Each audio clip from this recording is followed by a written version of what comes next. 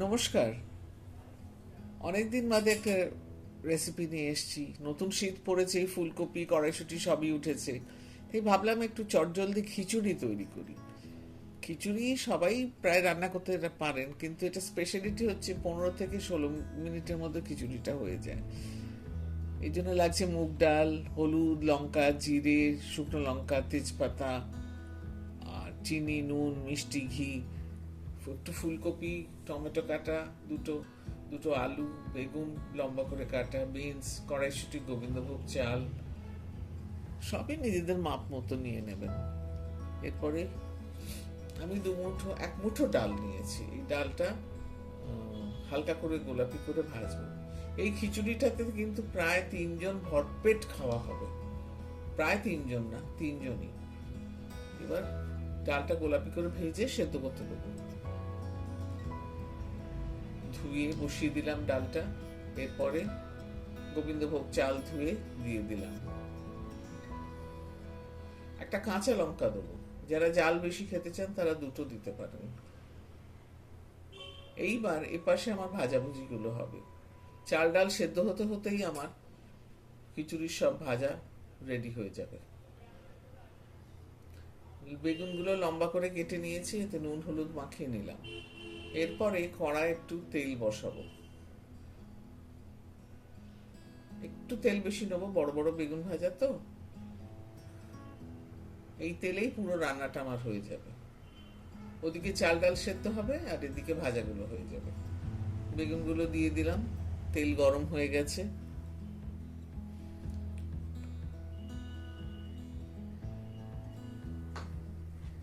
শীতের দিনে দুপুরবেলা গরম গরম খিচুড়ি খেতে খুবই ভালো লাগে, স্পেশালি নিরামিষ দিনে। সপ্তাহে একদিন তো থাকেই বেশিরভাগ বাড়িতে নিরামিষ। চাল ডাল টকবক করে ফুটছে, এক্ষুনি হয়ে যাবে। তার মধ্যে আমাকে ভাজাগুলো করে নিতে হবে, কেন গোবিন্দভোগ চাল আর সোনামুগ ডাল বেশিক্ষণ লাগে না হতে। আমার বেগুন ভাজা হয়ে গেছে। এবার আলুগুলো ভাজবো। আলুগুলো একটু টাইম নিয়ে ভাজবো, বড় বড় আলু তো। যদিও এটা অপশনাল, আলু না ভেজেও সেদ্ধ চাল ডালের মধ্যে দিয়ে দেওয়া যায়। আলু চাল ডালের সঙ্গেই সেদ্ধ হয়ে যাবে, কিন্তু আমি একটু ভেজে দিলে স্বাদটা বাড়ে।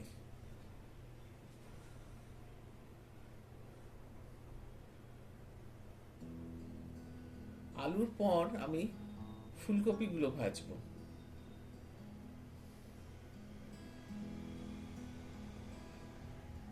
আমি যদি 2-3 রকম ভাজা করি, আমার এই খিচুড়ি সেদ্ধ হতে হতেই সব ভাজা হয়ে যাবে।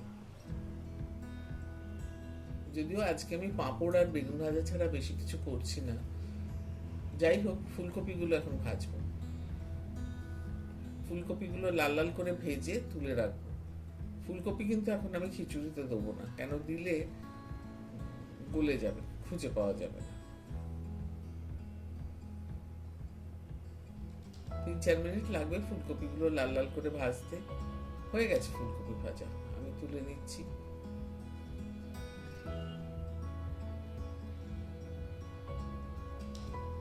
খিচুড়ি অনেক রকমের হয়, নিরামিষ আমিষ, কিন্তু এই গোবিন্দভোগ চালের নিরামিষ খিচুড়ি এর তুলনা বোধহয় এ নিজেই।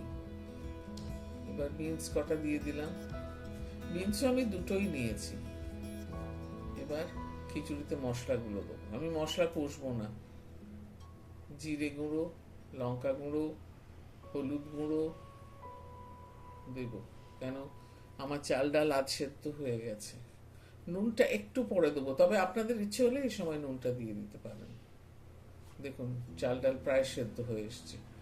এদিকে তেলের মধ্যে ফুলকপি তুলে নিয়েছি। দুটো টমেটো পাতলা পাতলা করে কেটে একটু ভেজে নেব। এগুলো ভাজা হলে খিচুড়ির মধ্যে চলে যাবে, কেন এগুলো খিচুড়ির মধ্যে সেদ্ধ না হলে এর স্বাদটা ঠিক খিচুড়ির মধ্যে যাবে না। টমেটোগুলো দিয়ে দিলাম। প্রায় চাল ডাল হয়ে গেছে, একটু টমেটোগুলো সেদ্ধ হোক। এবার একটু গরম জল দেবো। আচ্ছা, এর মধ্যে কিন্তু আমি ডেকচিটা বদলে নিয়েছি, হাঁড়িতে দিয়ে দিয়েছি, কেন খিচুড়িটা বাড়বে তো মনে হলো ওতে হবে না। আর নতুন শিম এসছে, কয়েকটা শিম ছিল, দিয়ে দিলাম। এইবার খিচুড়ির চাল ডাল বলতে গেলে সেদ্ধ হয়ে গেছে। এবার আমি কড়াইশুঁটি আর ফুলকপিটা দেবো। প্রথমে ফুলকপিটা দিলাম, এরপরে কড়াইশুঁটিটা দেবো।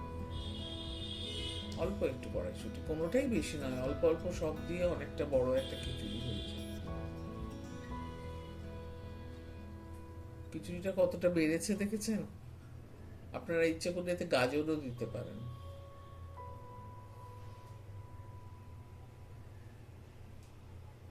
এইবার নুন আন্দাজ করে, একটু চিনি, 1.5 চামচ মতো চিনি দিয়েছি, 4 চামচ, বেশি না, বেশি দিলে বড্ড মিষ্টি হয়ে যায়। এই দেখুন আমার খিচুড়ি হয়েই গেছে। ওদিকে আমার কড়া খালি যাচ্ছে, তাতে একটু ঘি দেবো, 1.5 চামচ মতো। অল্প জিনিসে কত সুন্দর খাওয়া। ঘিটা গরম হলে প্রথমে গরম মশলা দেবো, 2 এলাচ, 2 লবঙ্গ, 2 দারচিনি। এবার ওগুলো একটু ভাজা ভাজা হলে লঙ্কাটা দেবো, 2 লঙ্কা ছিঁড়ে দেবো, 2 তেজপাতাও দেবো।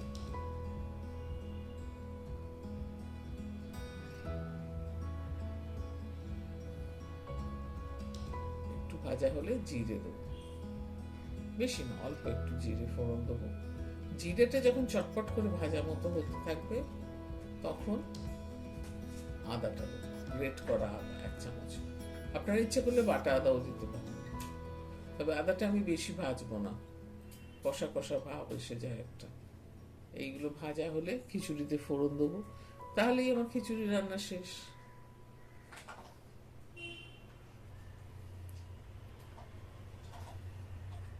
আমি গ্যাসটা একটু কমিয়ে দিয়েছি, কেন আমার খিচুড়ি পুরো সেদ্ধ হয়ে গেছে।